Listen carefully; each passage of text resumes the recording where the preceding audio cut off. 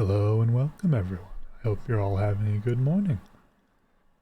I'd like to start off today by reading a bit about Edgar Allen Poe. Starting in no particular order, let's go with The Angel of the Odd. It was a chilly November afternoon. I had just consummated an unusually hearty dinner, of which the didactic truffle formed not the least important item, and was sitting alone in the dining room with my feet upon the fender, and at my elbow a small table which I had rolled up to the fire, and upon which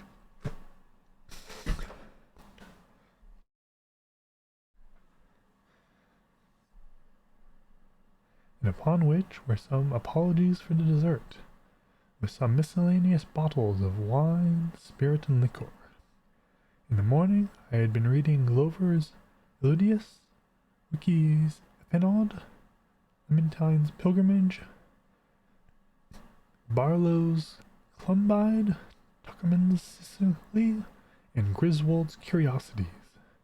I am willing to confess, therefore, that I now felt a little stupid.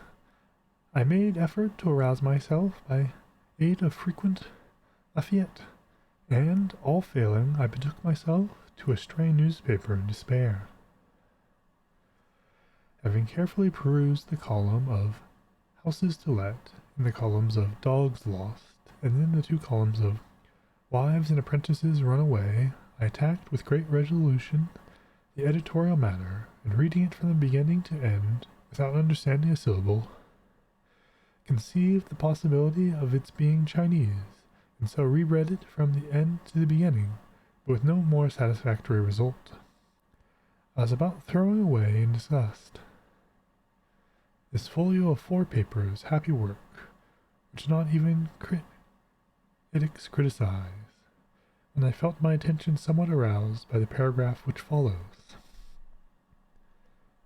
The avenues to death are numerous and strange. A London paper mentions the decease of a person from a singular cause. He was playing at Puff the Dart, which is played with a long needle inserted in some worsted and blown at a target through a tin tube. He placed the needle at the wrong end of the tube, and drawing his breath strongly to puff the dart forward with force, drew the needle into his throat. It entered his lungs, and in a few days killed him.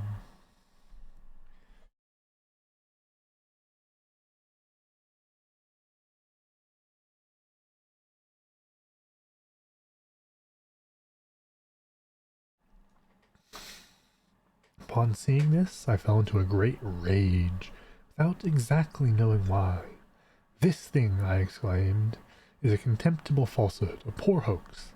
The Lees, the invention of some pitiable penny-a-liner,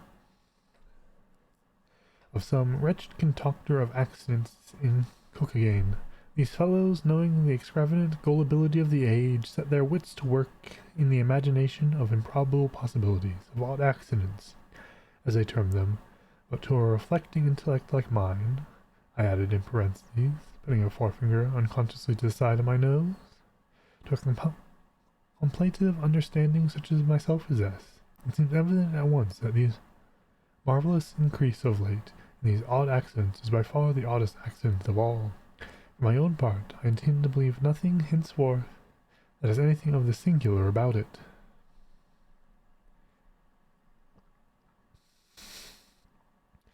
"Min Gott den, what a fool you bees for that," replied one of the most remarkable voices I ever heard.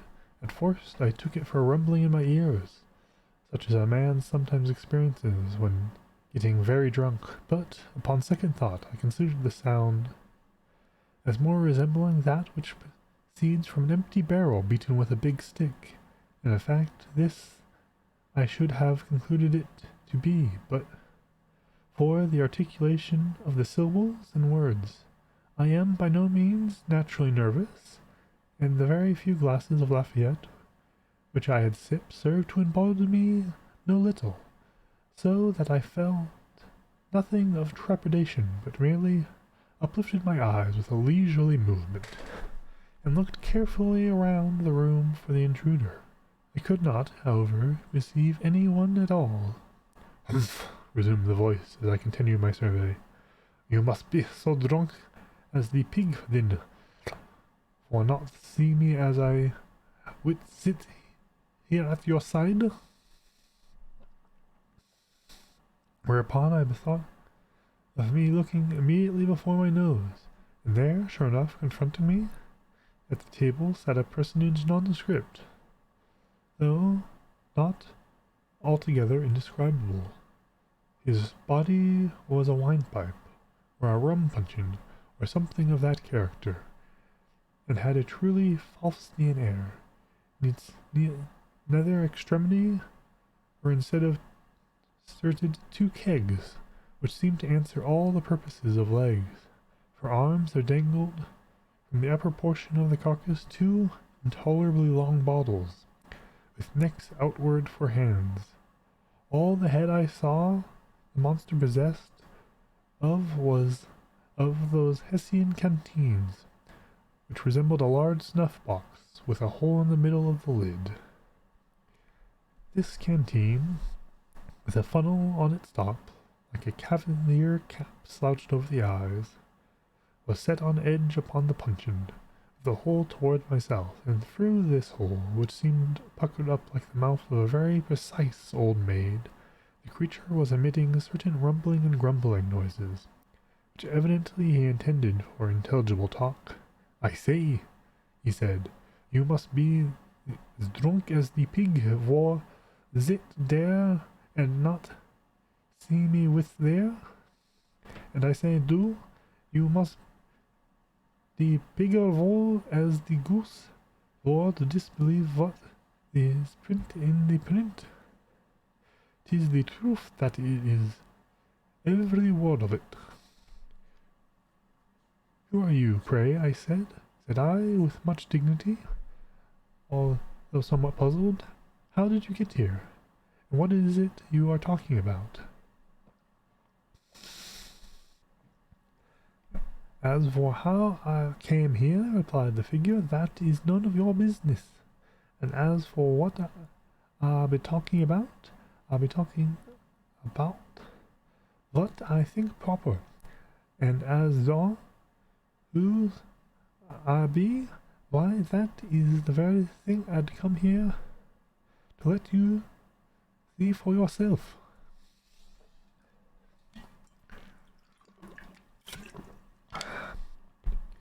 "You are a drunken vagabond," said I, "and I shall ring the bell and order my footman to kick you into the street." "He, he," said the fellow, "hoo, hoo, hoo.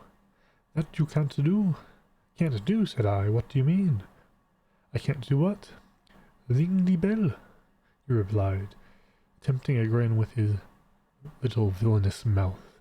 Upon this I made an effort to get up in order to put my threat into execution.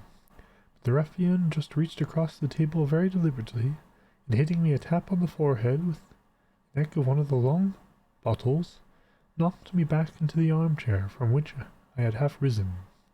I was utterly astounded, and for a moment was quite at a loss what to do. In the meantime he continued to talk. "You see," he said, "it is the best for sit still, and now you shall know who I be. Look at me, see? I am the angel of the odd." "And odd enough, too," I ventured to reply, but I was always under the impression that an angel had wings. "Te wing," he cried, incensed. "What I could do with the wing, min Gott? Do you take me for a chicken?" "Oh, no," I replied, much alarmed. "You are no chicken, certainly not." "Well then, sit still and behave yourself, or I'll lap you again. Bid me visit.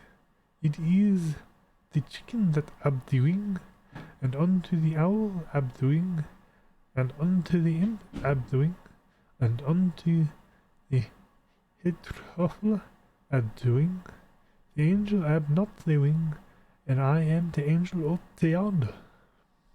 And your business with me at present is my business? Ejaculated the thing.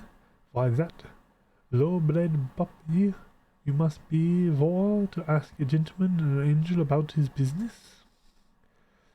This language was rather more than I could bear, even from an angel, so plucking up courage, I seized a salt cellar which lay within reach and hurled it at the head of the intruder.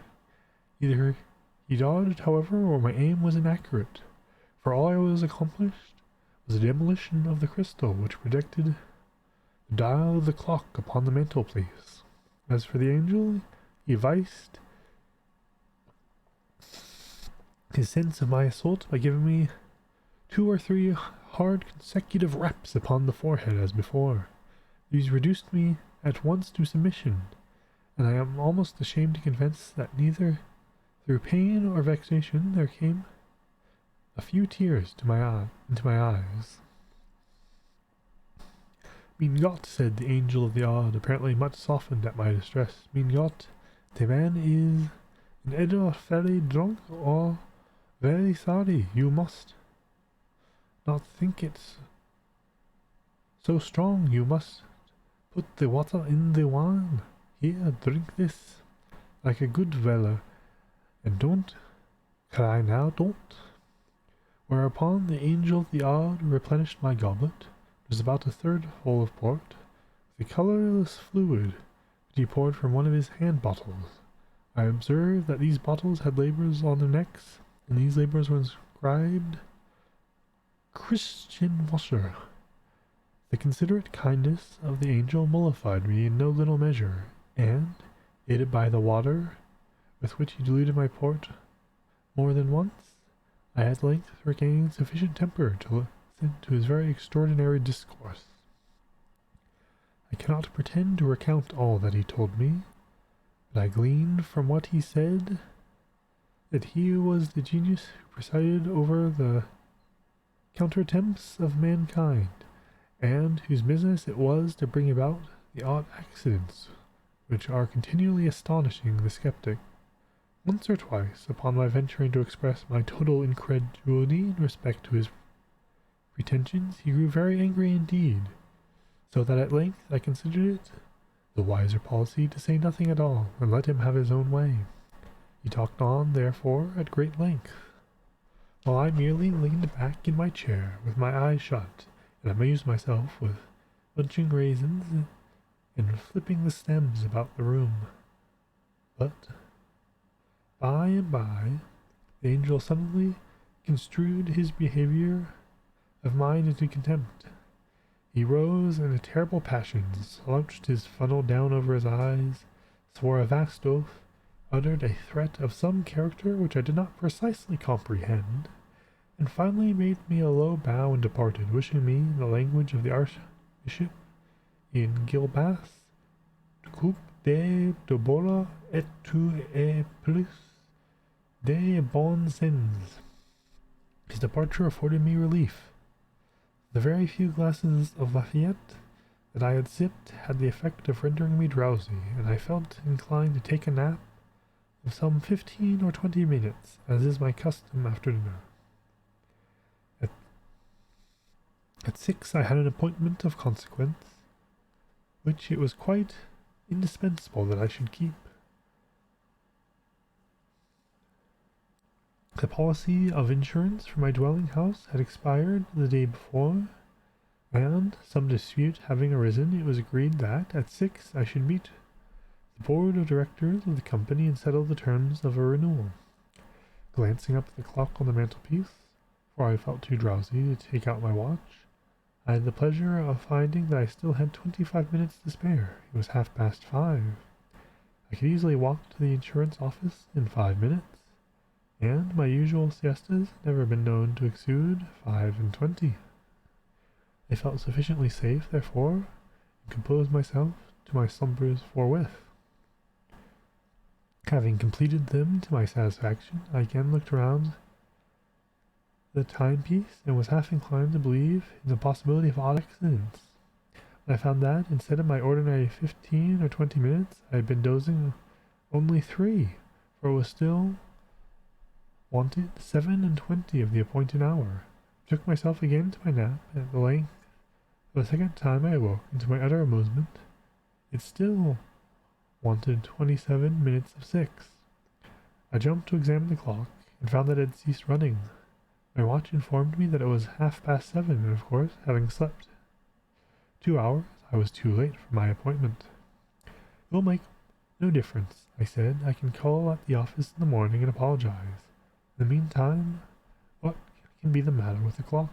Upon it, examining it, I discovered that one of the raisin stems, which I had been flipping about the room during the discourse of the Angel of the Odd, had flown through the fractured crystal and lodging signally enough in the keyhole, with the end projecting outward, had thus arrested the revolution of the minute hand.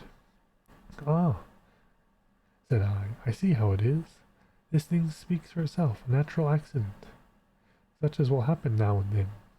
I gave the matter no further consideration, and at my usual hour retired to bed. Here, having placed a candle upon a reading stand at the bedhead, and having made an attempt to peruse some pages of the Omnipresence of the Deity, I unfortunately fell asleep in less than 20 seconds, leaving the light burning as it was. My dreams were terrifically disturbed by visions of the Angel of the Odd. Methought he stood at the foot of the couch, drew aside the curtains, and in hollow, detestable tones of a rum puncheon menaced me with the bitterest vengeance for the contempt with which I had treated him. He concluded a long harangue by taking off his funnel cap, inserting the tube into my gullet, and thus deluging me with an ocean of kitchen water, which he poured in a continuous flood from one of the long-necked bottles that stood him instead of an arm. My agony was at length insufferable, and I woke just in time to perceive that a rat had ran off with the lighted candle from the stand, but not in season to prevent his making his escape with it through the hole. Very soon a strong, suffocating odor assaulted my nostrils. The house, I clearly perceived, was on fire. In a few minutes the blaze broke forth with violence. In an incredibly brief period of time the entire building was wrapped in flames. All egress from my chamber, except through a window, was cut off. The crowd, however, quickly procured and raised a long ladder. By means of this I was descending rapidly, in apparent safety, when a huge hog, about whose rotund stomach, and indeed about whose whole air and physiognomy there was something which reminded me of the Angel of the Odd, when this hog, I say, which hereto had been quietly slumbering in the mud, took it suddenly into his head, and his left shoulder needed scratching, could find no more convenient rubbing post than that afforded by the foot of the ladder. In the instant I was precipitated, and had the misfortune to fracture my arm.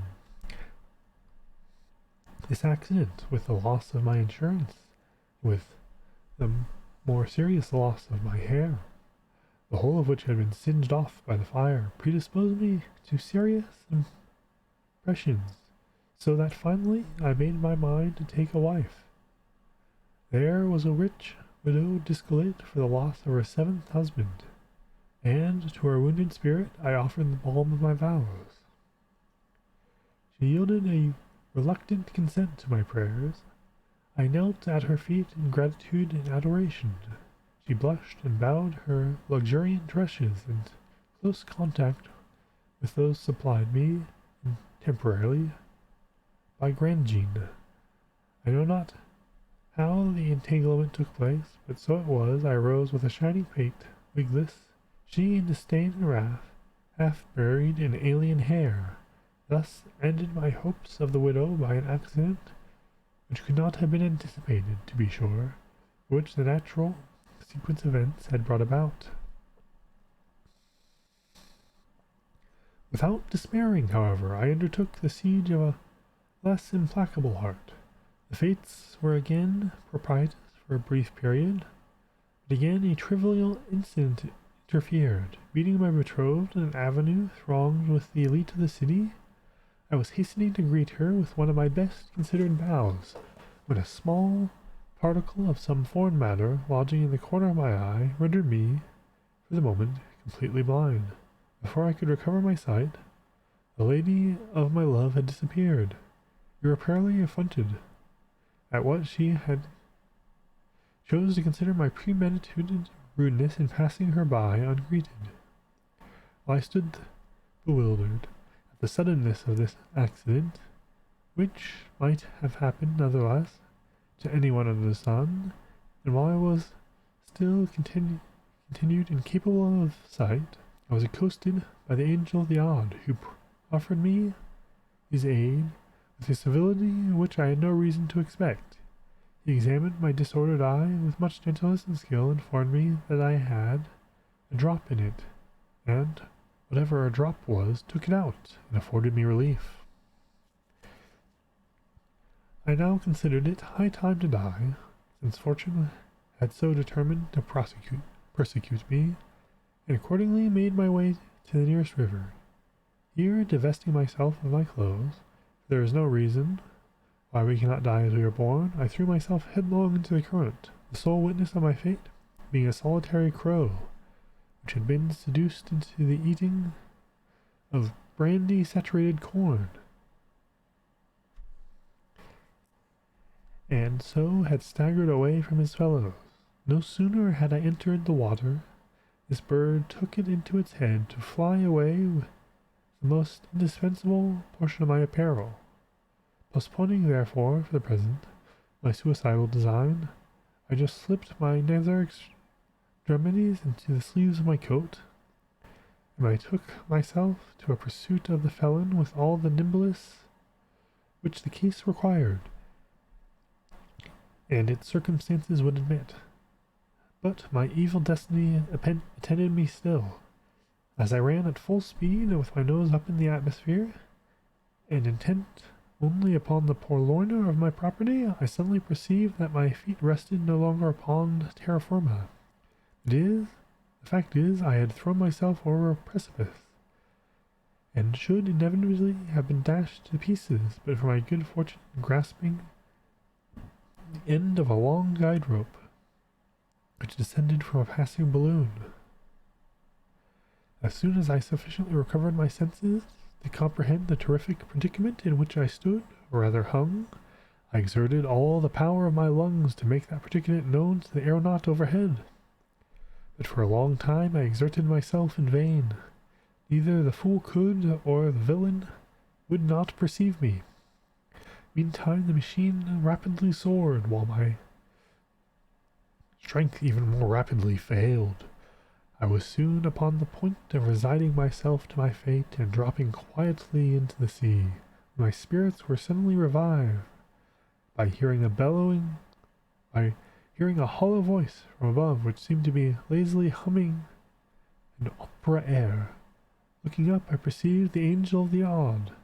He was leaning with his arms folded over the rim of the car, and with a pipe in his mouth, at which he puffed leisurely, seemed to be upon excellent terms with himself and the universe. I was too much exhausted to speak, so I merely regarded him with an imploring air. For several minutes, although he looked me full in the face, he said nothing. At length, removing his careful mouchoir from the right to the left corner of his mouth, he consented to speak. "Who be ye, and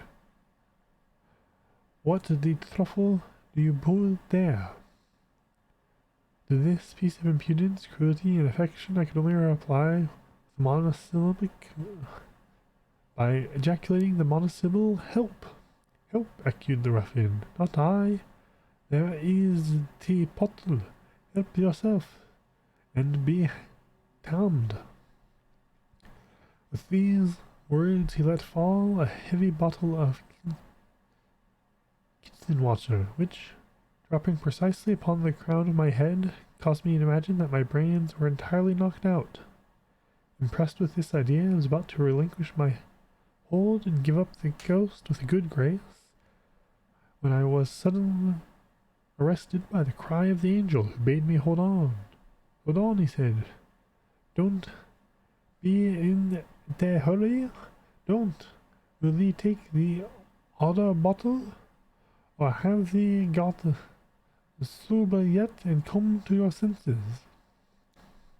I made haste, whereupon, to nod my head twice, once in the negative, meaning thereby that I would not prefer taking the other bottle at present, and once in the affirmative, intending to imply that I was sober and positively come to my senses.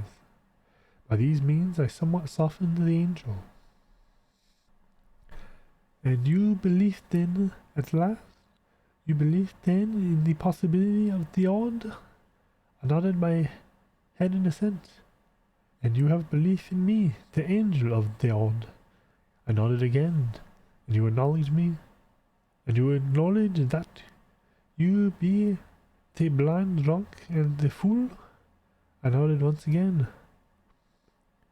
Put your right hand into your left hand breeches pocket then, and take out, and in token of your full submission unto the angel of the odd. This thing, for very obvious reasons, I found quite impossible to do. In the first place, my left hand had been broken in my fall from the ladder, and whereupon I had to let go my hold with the right hand. I must let go altogether. In the second place, I could have no breeches until I came across the crow. I was therefore obliged, much to my regret, to shake my head in the negative, intending thus to give the angel to understand that I found it inconvenient, just at the moment, to comply with his very reasonable demand. No sooner, however, had I ceased shaking my head than "Go to the throttle, then!" roared the angel of the odd. In pronouncing these words, he drew a sharp knife across the guide rope, by which I was suspended. And as we then happened to be precisely over my own house, which, during my investigations, had been handsomely rebuilt, it so occurred that I tumbled headlong down the ample chimney and lit upon the dining room hearth. Upon coming to my senses, for the fall had very thoroughly stunned me, I found it about 4 o'clock in the morning. I lay outstretched where I had fallen from the balloon. My head grovelled in the ashes of an extinguished fire, while my feet reposed upon the wreck of a small table, overthrown amid the fragments of a miscellaneous dessert, intermingled with a newspaper, some broken glass, shattered balls, and an empty jug of Scheiden Kreuzwanger. Thus revenged himself, the angel of the odd. That wasn't quite what I was expecting from an Edgar Allan Poe story. And a little harder to read than I was expecting, too. I'm not sure I'm quite good at doing the accent.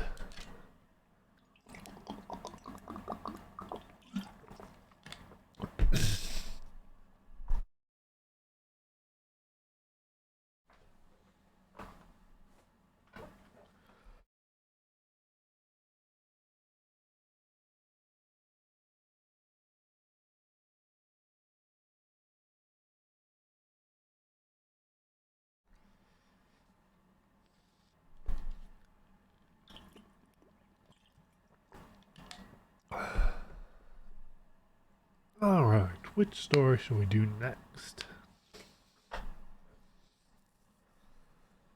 How about Black Cat?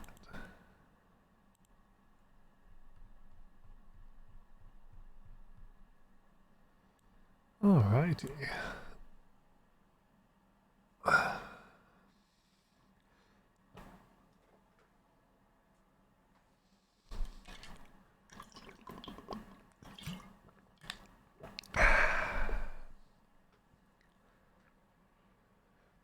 For the most wild yet homely narrative which I am about to pen, I neither expect nor solicit belief. Mad indeed would I be to expect it, in a case where my very senses reject their own evidence. Yet mad I am not, and very surely I do not dream. But tomorrow I die, and today I would unburden my soul. My immediate purpose is to place before the world plainly, succinctly, and without comment. A series of mere household events. Their consequences. These events have terrified, have tortured, have destroyed me. Yet I will not attempt to expound them. To me, they have presented little but horror. To many, they will seem less terrible than Baroque's. Hereafter, perhaps, some intellect may be found which will reduce my phantasm to the commonplace.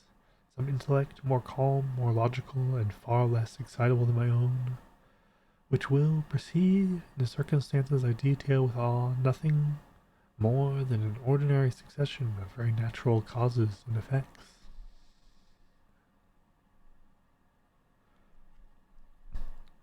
From my infancy I was noted for the docility and humanity of my disposition.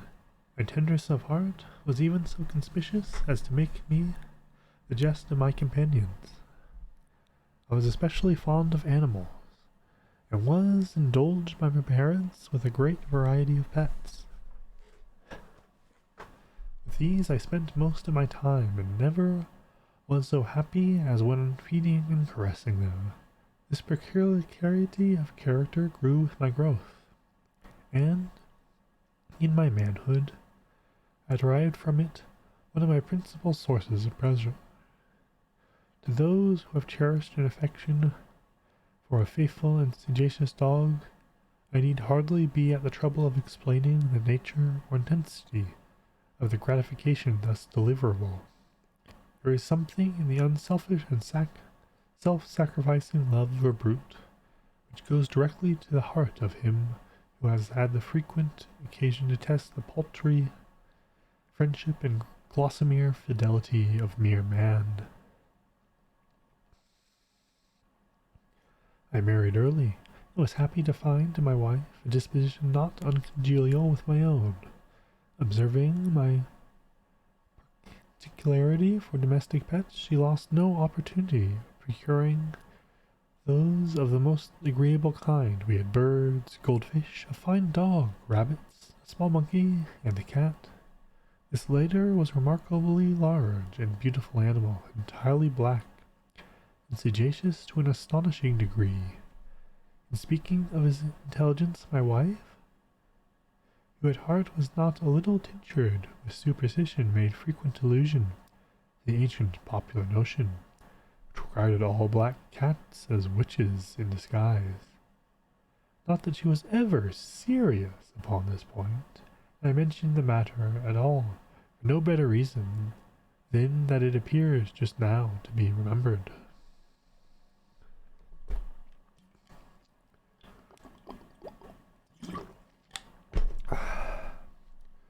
Pluto, this was the cat's name, was my favorite pet and playmate.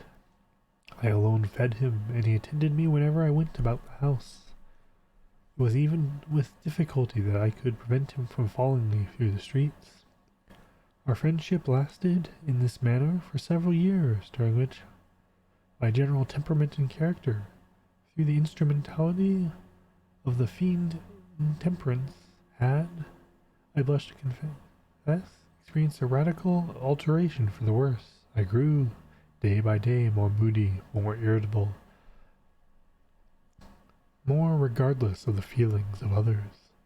I suffered myself to use intemperate language to my wife. At length, I even offered her personal violence. My pets, of course, were made to feel the change in my disposition. I not only neglected, but ill-used them. For Pluto, however, I still retained sufficient regard to restrain me from maltreating him, as I made no scruple of mistreating the rabbits, the monkey, or even the dog, when by accident or through affection they came in my way. But my disease grew upon me, for what disease is like alcohol? And at length even Pluto, who was now becoming old, consequently somewhat peevish, even Pluto began to experience the effects of my ill temper. One night, returning home, much intoxicated from one of my haunts about the town, I fancied that the cat avoided my presence. I seized him, when in his fright at my violence he inflicted a slight wound upon my hand with his teeth. The fury of a demon instantly possessed me, and I knew myself no longer. My original soul seemed at once to take its flight from my body, and a more than fiendish malevolence, gin-nurtured, thrilled every fibre of my frame. I took from my waistcoat pocket a penknife, opened it, and grasped the poor beast by the throat, and deliberately cut one of its eyes from the socket. I blush, I burn, I shudder, while I pen the damnable atrocity. When reason returned with the morning, when I had slept off the fumes of the night's debauch, I experienced a sentiment half of horror, half of remorse for the crime of which I had been guilty. But it was, at best, a feeble and equivocal feeling, and the sore remained untouched. I again plunged into excess, and soon drowned in wine all memory of the deed. In the meantime, the cat slowly recovered. The socket of the lost eye presented, it is true, a frightful appearance, but he no more appeared to suffer any pain. He went about the house as usual, but, as might be expected, fled in extreme terror at my approach. I had so much of my old heart left as to be at first grieved by this evident dislike on the part of a creature which had once so loved me. But this feeling soon gave place to irritation, and then came, as if to my final and irrevocable overthrow, the spirit of perverseness. Of this spirit philosophy takes no account. Yet I am not more sure that my soul lives than I am that perverseness is one of the primitive impulses of the human heart, one of the indivisible primary faculties or sentiments which give direction to the character of man. Who has not 100 times found himself committing a vile or a silly action for no other reason because he knows he should not? Have we not perpetual inclination in the teeth of our best judgment to violate that which is law merely because we understand it to be such? The spirit of perverseness, I say, came to my final overthrow. It was this unfathomable longing of the soul to vex itself, to offer violence to its own nature, to do wrong for the wrong's sake only, that urged me to continue and to finally consummate the injury which I had inflicted upon the unoffending brute. One morning, in cold blood, I slipped a noose about its neck and hung it to the limb of a tree, hung it with the tears streaming from my eyes and with the bitterest remorse at my heart, hung it because I knew it had loved me, and because I had felt it had given me no reason of offense, hung it because I knew that in doing so I was committing a sin, a deadly sin, which would so jeopardize my immortal soul as to place it, if such a thing were possible, even beyond the reach of the infinite mercy of the most merciful and most terrible God. On the night of the day on which this cruel deed was done, I was aroused from sleep by the cry of fire. The curtains of my bed were in flames, the whole house was blazing. It was with great difficulty that my wife, servant, and myself made our escape from the conflagration. The destruction was complete. My entire worldly wealth was swallowed up, and I resigned myself henceforth to despair.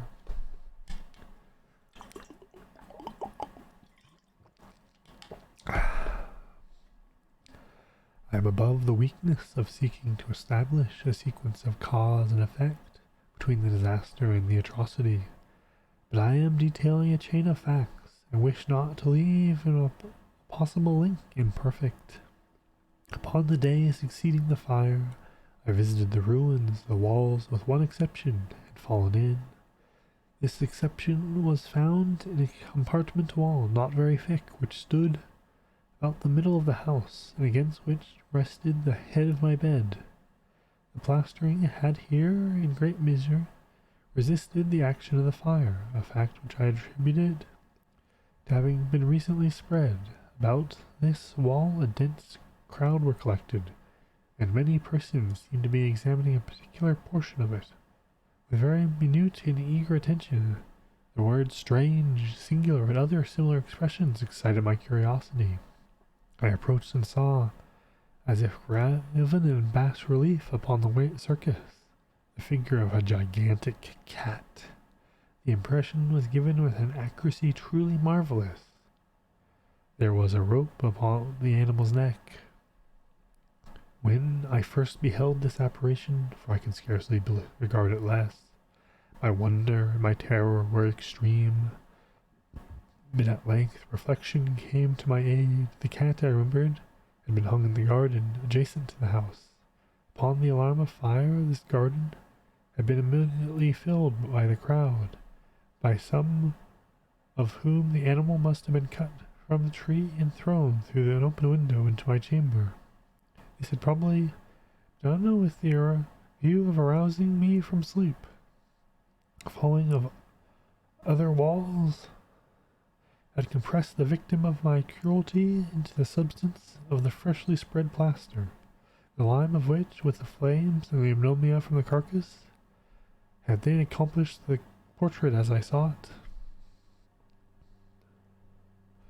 Although I thus readily accounted to my reason, if not altogether to my conscience, for the startling fact just detailed, it did not the less fail to make a phantasm of the cat, and during this period there came into my spirit a half sentiment that seemed, but was not, remorse.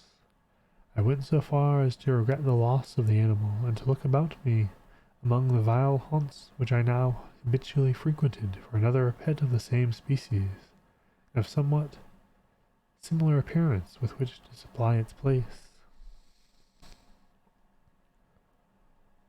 One night, as I sat, half stupefied, in a den of more than infamy, my attention was suddenly drawn to some black object, reposing upon the head of one of the immense hogsheads of gin or rum, which constitute the chief furniture of the apartment. I had been looking steadily at the top of this hogshead for some minutes. What now caused me surprise was the fact that I had no sooner perceived the object, whereupon I approached it, and touched it with my hand. It was a black cat, a very large one, fully as large as Pluto, and resembling him in every respect but one. Pluto had not a white hair upon any portion of his body. This cat had a large, although indefinite splotch of white, covering nearly the whole region of the breast. Upon my touching him, he immediately arose, purred loudly, rubbed against my hand, and peered delighted with my notice. This, then, was the very creature of which I was in search. I at once offered the purchase of it to the landlord, but this person made no claim to it, knowing nothing of it, had never seen it before.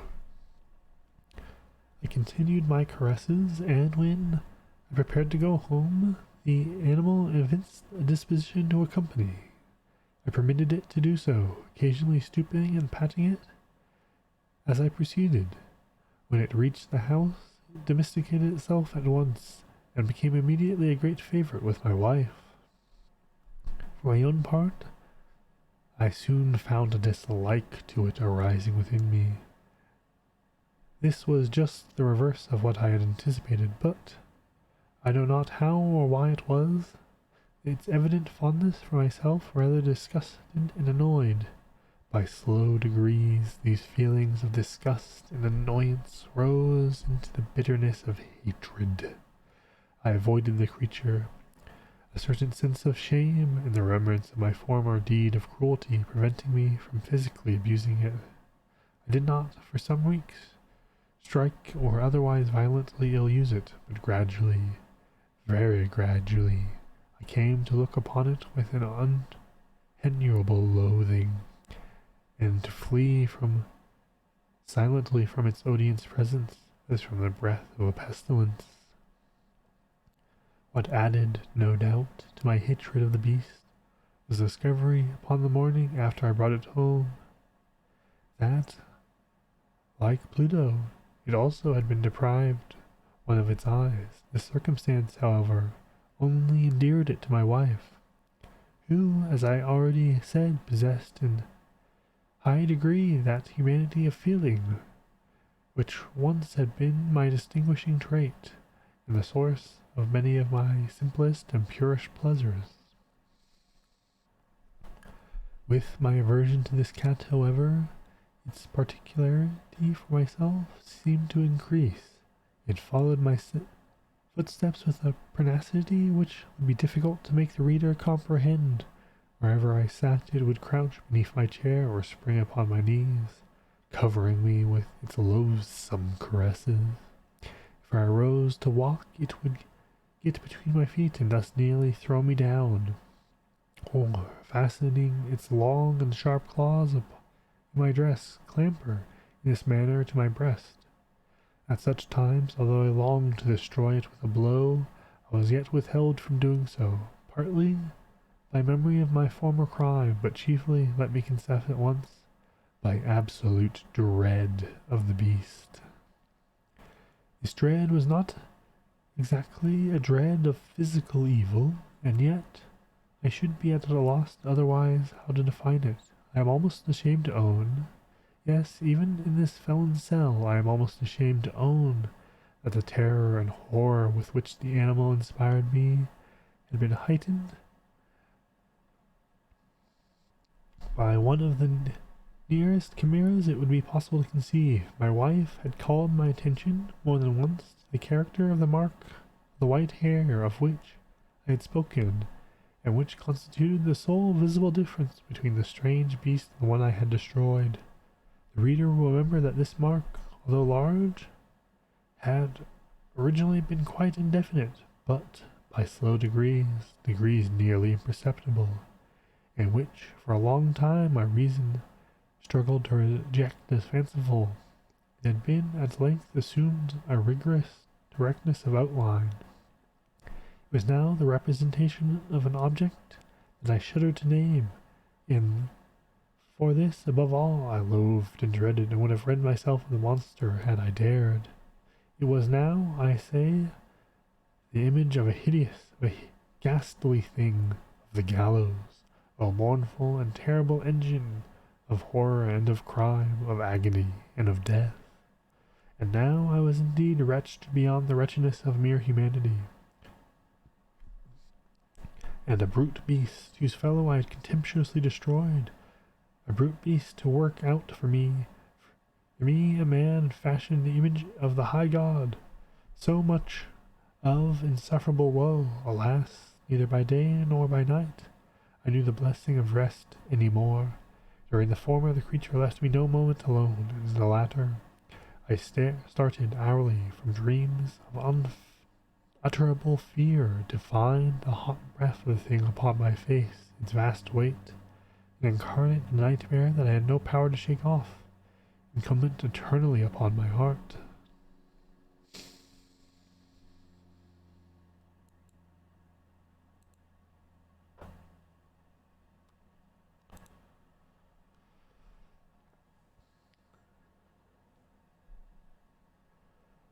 Beneath the pressure of torments such as these, the feeble remnant of good within me summoned. Evil thoughts became my sole intimates, the darkest and most evil of thoughts. The moodiness of my usual temper increased, hatred of all things and of all mankind, while from the sudden, frequent, and ungovernable bursts of fury, to which I now blindly abandoned myself, my uncomplaining wife, alas, the most usual and most patient of sufferers. One day she accompanied me upon some household errand into the cellar of the old building upon which our poverty compelled us to inhabit. The cat followed me down the steep stairs, and nearly throwing me headlong, exasperated me to madness. Uplifting an axe and forgetting in my wrath the childish dread which had hitherto stayed my hand, I aimed a blow at the animal, which, of course, would have proved instantly fatal had it descended as I wished. This blow was arrested by the hand of my wife, goaded by the interference into a rage more than demoniacal. I withdrew my arm from her grasp, and buried the axe in her brain. She fell down upon the spot with without a groan.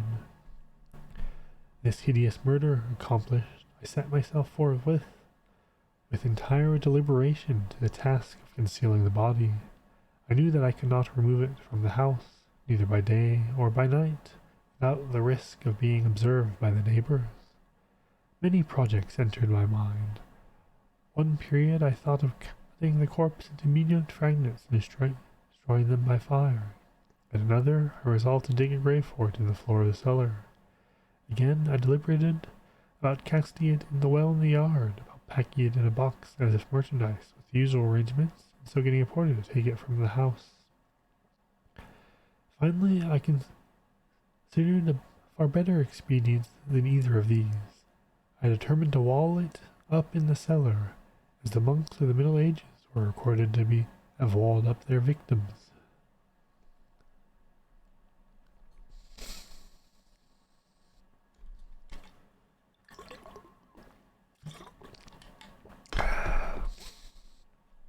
For a purpose such as this, the cellar was well adapted. Its walls were loosely constructed, and had lately been plastered throughout with a rough plaster,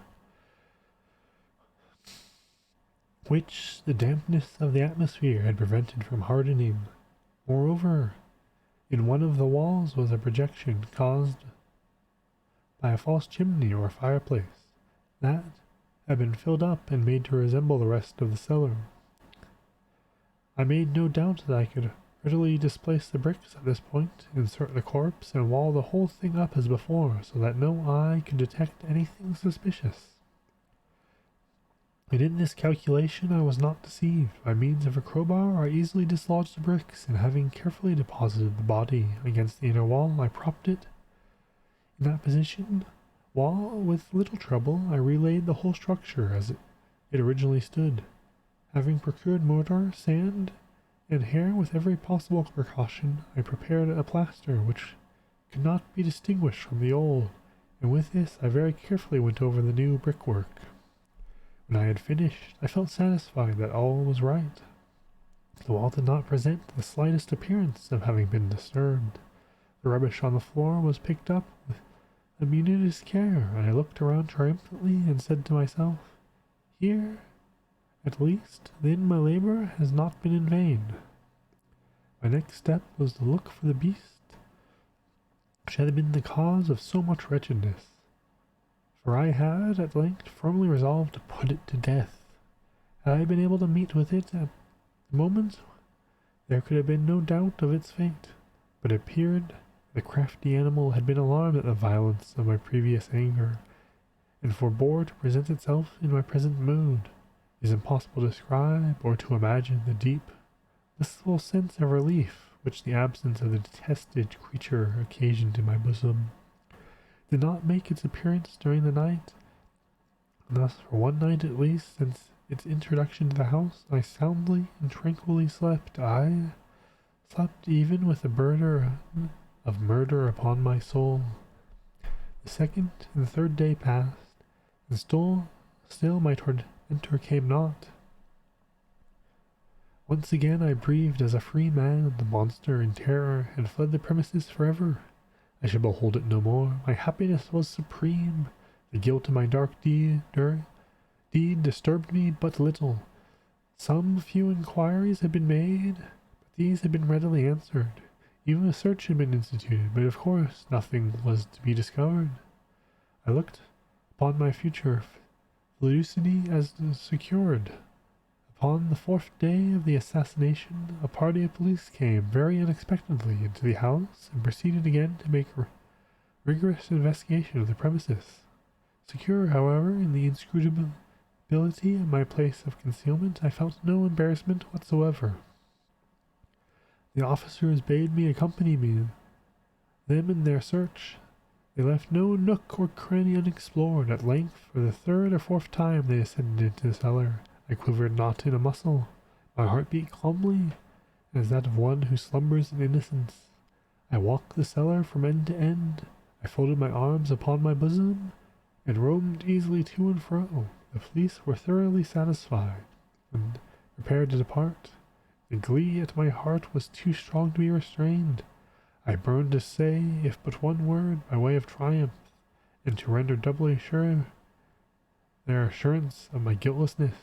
Gentlemen, I said at last, as the party ascended the steps, I delight to have allayed your suspicions. I wish you all health, and a little more courtesy. By the by, gentlemen, this is a very well constructed house. The rabid desire to say something easily, I scarcely knew what I uttered at all. I may say an excellently well constructed house. These walls, are you going, gentlemen? These walls are solidly put together. And through a mere frenzy of bravado, I rapped heavily with a cane, which I held in my hand, upon the very portion of the brickwork which stood the corpse of my wife, of my bosom. May God shield and deliver me from the fiend's fangs of the archfiend. No sooner had the reverberation of my blows sunk into silence than I was answered by a voice from within the tomb, by a cry, at first muffled and broken, like the sobbing of a child, and then quickly swelling into one long and continuous scream, utterly anomalous and inhuman, a howl, a wailing shriek, half of horror and half of triumph, such as might have arisen only out of hell, conjointly from the throats of the damned in their agony, and the demons that exult in the damnation. Of my own thoughts it is folly to speak. Swooning, I staggered to the opposite wall. For one instant, the party upon the stairs remained motionless, through extremity of terror and of awe. The next, a dozen stout arms were toiling at the wall. It fell, bodily the corpse, already greatly decayed and clotted with gore, stood erect before the eyes of the spectators. Upon its head, with a red extended mouth and solitary eye of fire, sat the hideous beast whose craft had seduced me into murder, and whose informing voice had consigned me to the hangman. I had walled up the monster within the tomb. Well, that was a little more than I was expecting from Edgar Allan Poe.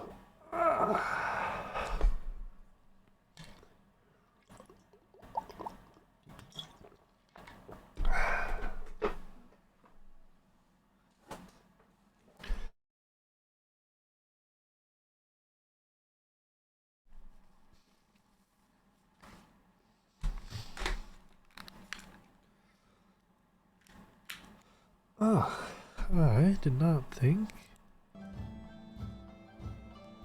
There we go. A little background music. Didn't think to turn it on. Yes.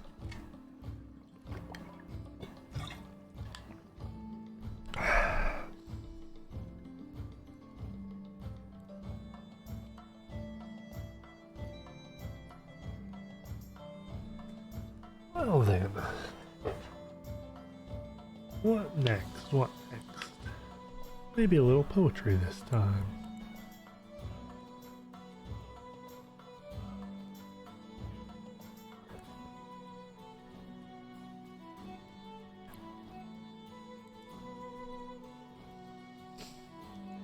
Alone by Edgar Allan Poe.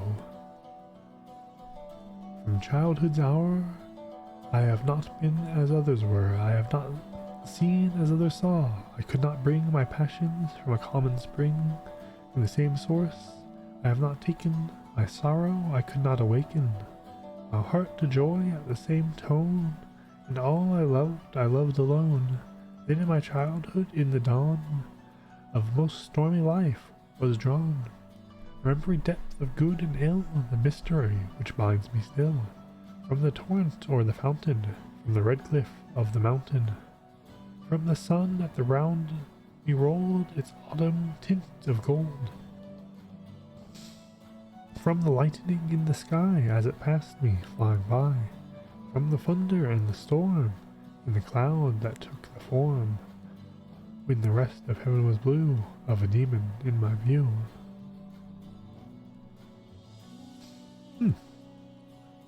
Not bad.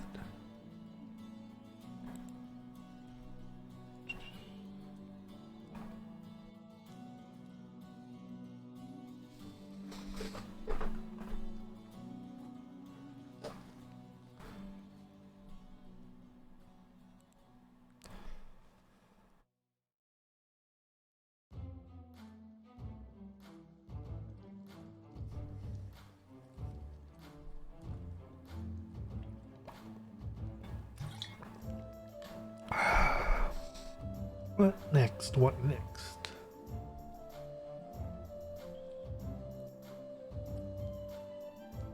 Alright. Yes, then. Let's do the Conqueror Worm. That sounds like it'll be an interesting one.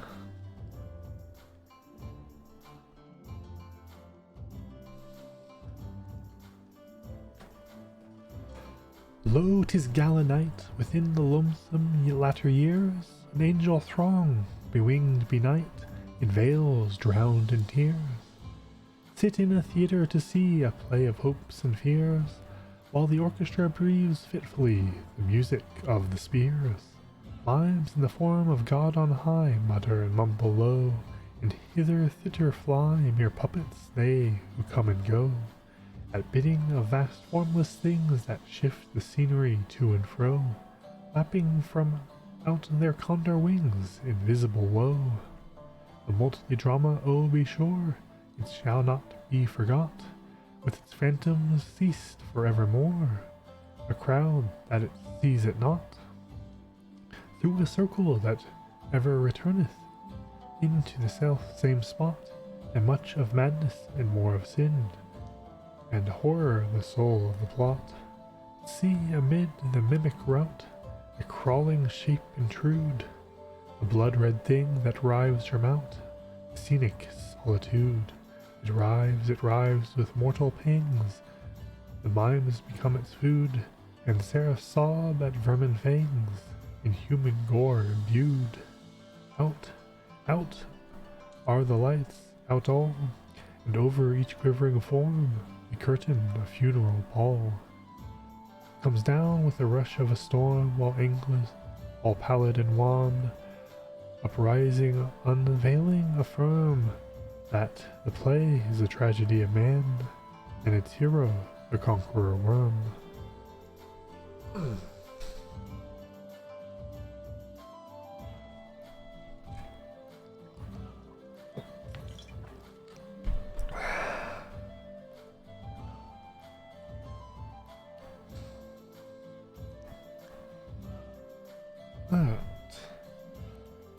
Next up, A Haunted Palace, Edgar Allen Poe. The greenest of our valleys, by good angels tenanted, once a fair and stately palace, radiant palace reared its head. In the monarch thought's dominion it stood there, never a seraph spread opinion over fabric half so fair. Banners yellow, glorious golden, on its roof did float and flow. All this was in the olden time, long ago, and every gentle air that dallied in that sweet day along the ramparts plumed and pallid, a winged odor went away. Wanderers in that happy valley through two luminous windows saw spirits musically to a lute's well-tuned law. Round a throne where sitting Polyphore, in a state his glory well befitting, the ruler of the realm was seen. All with pearl and ruby glowing was the fair palace door, through which came flowing, and sparkling evermore, a troop of echoes, whose sweet duty was but to sing, in voices of surpassing beauty, the wit and wisdom of their king. But evil things in robes of sorrow assailed the monarch's high estate. Ah, let us mourn, for never morrow shall the dawn upon him desolate, and round about his home the glory that blushed and bloomed. It is a dim remembered story of the old time entombed, and travelers now within that valley through red-lit windows see vast forms that move fantastically to a discordant melody, all like a ghastly rabid river. Through the pale door a hideous throng rush out forever and laugh, but smile no more.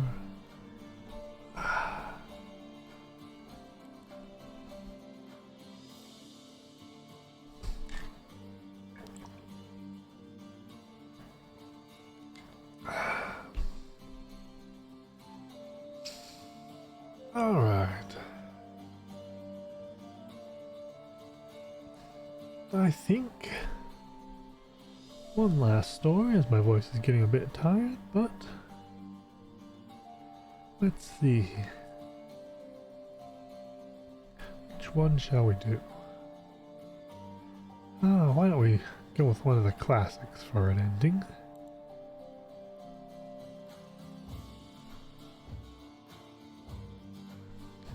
Alright, this is one of the stories I think Poe is best known for, The Telltale Heart.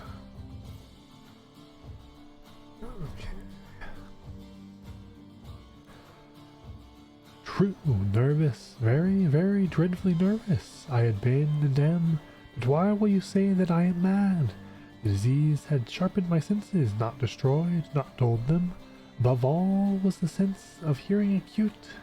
I heard all things in the heavens and the earth. I heard many things in hell. How then am I mad? Hearken and observe how healthily, how calmly I can tell you the whole story. It is impossible to say how first the idea entered my brain, but once conceived it haunted me day and night. Object there was none, passion was none. I loved the old man, he had never wronged me. He had never given me insult. For his gold I had no desire. I think it was his eye. Yes, it was this. He had the eye of a vulture, a pale blue eye with a film over it. Whenever it fell upon me, my blood ran cold, and so by degrees, very gradually, I made up my mind to take the life of the old man, and thus rid myself of the eye forever. Now this is the point. You fancy me mad. Madmen know nothing. But you should have seen me. You should have seen how wisely I proceeded, with what caution, with what foresight, with what dissimulation I went to work. I was never kinder to the old man than during the whole week before I killed him, and every night, about midnight, I turned the latch of his door and opened it. Oh, so gently. And then, when I had made an opening sufficient for my head, I put in a dark lantern all closed so that no light shone out, and then thrust in my head. Oh, you would have laughed to see how cunningly I thrust it in. I moved it slowly, very, very slowly, so I might not disturb the old man's sleep. It took me an hour to place my whole head within the opening, so far that I could see him as he lay upon his bed. Ha! Would a madman have been so wise as this? And then, when my head was well in the room, I did the lantern cautiously. Oh, so cautiously, cautiously. The hinges creaked. I undid it just so much that a single thin ray fell upon the vulture eye. And this I did for 7 long nights, every night, just at midnight. But I found the eye always closed, and so it was impossible to do the work. For it was not the old man who vexed me, but his evil eye. And every morning, when the day broke, I went boldly into the chamber and spoke courageously to him, calling him by name in a hearty tone and inquiring how he had passed the night. So you see, he would have been very profound old man indeed to expect me that every night, just at 12, I looked in upon him while he slept. Upon the 8th night, I was more than usual cautious in opening the door. A watch's minute hand moves more quickly than did mine. Never before that night had I felt the extent of my own prowess, of my sagacity. I could scarcely contain my feelings of triumph to think that there I was, opening the door little by little, and he had not even to dream of my secret deeds or thoughts. I fairly chuckled at the idea, and perhaps he heard me, for he moved on the bed suddenly, as if startled. Now you may think that I drew back, but no, his room was as black as pitch, with a thick darkness, for the shutters were close fastened, through fear of robbers, and so I knew he could not see the opening of the door, and I kept pushing on it steadily. I had my head in and was about to open the lantern, when my thumb slipped upon the tin fastening, and the old man sprung up in bed, crying out, "Who's there?" I kept quite still and said nothing. For a whole hour I did not move a muscle. In the meantime, I did not hear him lie down. He was still sitting up in bed listening, just as I have done, night after night, hearkening to the dead watches in the wall.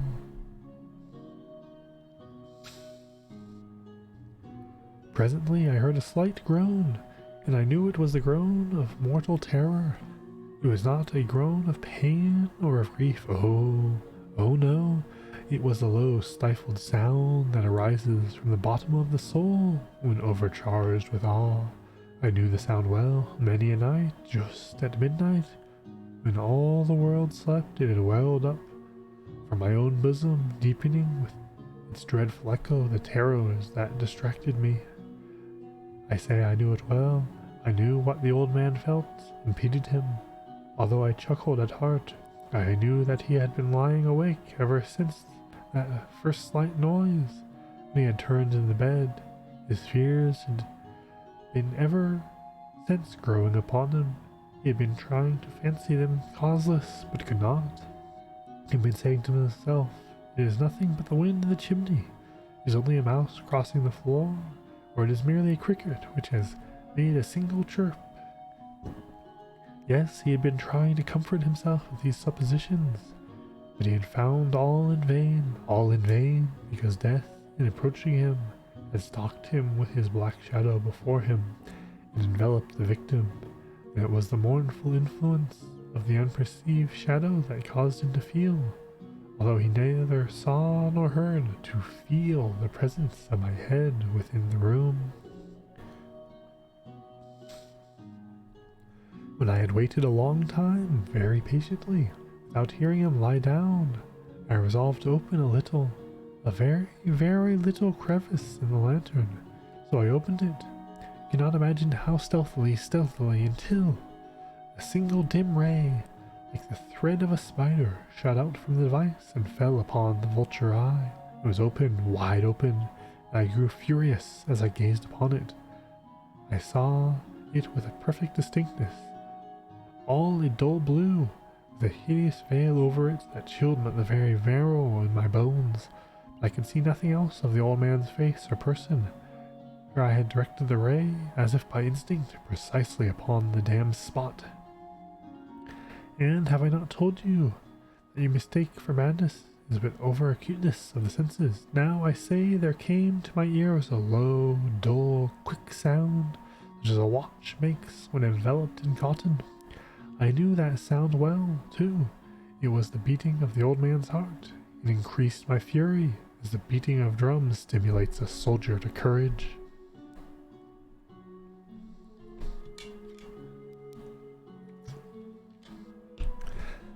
But even yet I refrained and kept still. I scarcely breathed. I held the lantern motionless. I tried how steadily I could maintain the ray upon the eye. Meantime, the hellish tattoo of the heart increased. It grew quicker and quicker, louder and louder every instant. The old man's terror must have been extreme. It grew louder, I say louder every moment. You must mark me well. Have I told you that I am nervous? So I am. And now, at the dead hour of the night, amid the dreadful silence of that old house, so strange a sound as this excited me to uncontrollable terror. Yet, for some minutes longer, I refrained and stood still. But the beating grew louder. I thought the heart might burst, and now a new anxiety seized me. The sound would be heard by a neighbor. The old man's hour had come. With a loud yell, I threw open the lantern and leaped into the room. He shrieked once, only once. In an instant, I dragged him to the floor and pulled the heavy bed over him. I then smiled gaily to find the deed so far done, but for many minutes the heart beat on with a muffled sound. This, however, did not vex me. It would not be heard through the wall. At length it ceased. The old man was dead. I removed the bed and examined the corpse. Yes, he was stone dead. I placed my hand upon the heart and held it there many minutes. There was no pulsation. He was stone dead. His eye would trouble me no more. If you still think me mad, you will think so no longer when I ascribe the wise precautions I took for the concealment of the body. The night waned, and I worked hastily, but in silence. First of all, I dismembered the corpse, cut off the head, and the arms and the legs, and I took up the 3 planks the flooring of the chamber and deposited all between the scantlings, and replaced the boards so cleverly, so cunningly, that no human eye, not even his, could have detected anything wrong. There was nothing to wash out, no stain of any kind, no blood spot whatsoever. I had been too wary for that. The tub had caught it all. Ha ha! When I had made an end of these labors, it was 4 o'clock, still dark as midnight. As the bell sounded the hour, there came a knocking at the street door. I went down to open it with a light heart, for what had I now to fear? There entered 3 men who introduced themselves with sovereignty as officers of police. A shriek had been heard by a neighbor during the night.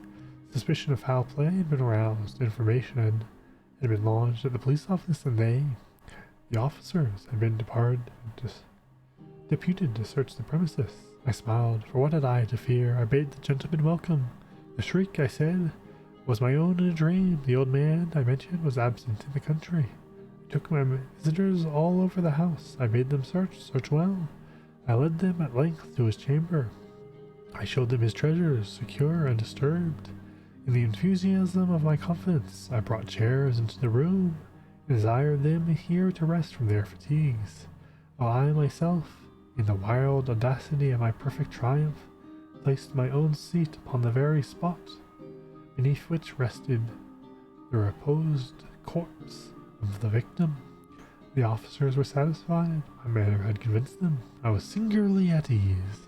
They sat, and while I answered cheerily, they chatted of familiar things, but ere long I felt myself getting pale and wished them gone.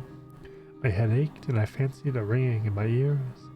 But still they sat and chatted. The ringing became more distinct, became more distinct. I talked more freely to get rid of the feeling. They continued, gained this definiteness until, at length, I found that the noise was not within my ears.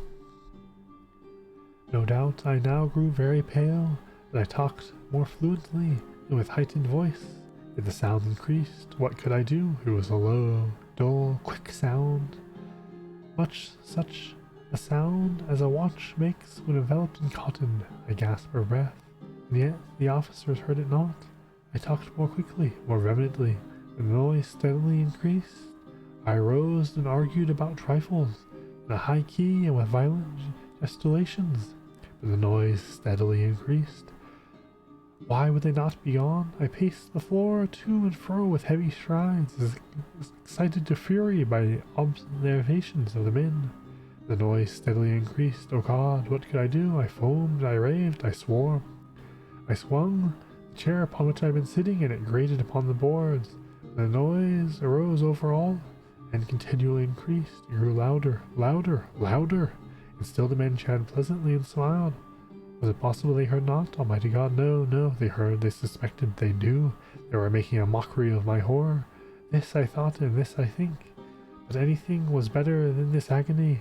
Anything was more tolerable than this derision. I would bear those hypocritical smiles no longer. I felt that I must scream or die. And now again, hark, louder, louder, louder, louder! Villains! I shrieked, assemble no more, I admit the deed, tear up the planks, here, here! It is the beating of his hideous heart. Ah, that was a fun one. Well, I'm going to call this as my voice is getting a bit tired. And let's see if there's anyone on to raid. Huh. Carmelia's on. She's a rather fun lady. Looks like she's doing some React videos, maybe? Alright. Well, I hope you all had a pleasant evening, or morning, and I hope you all have a good rest of your day.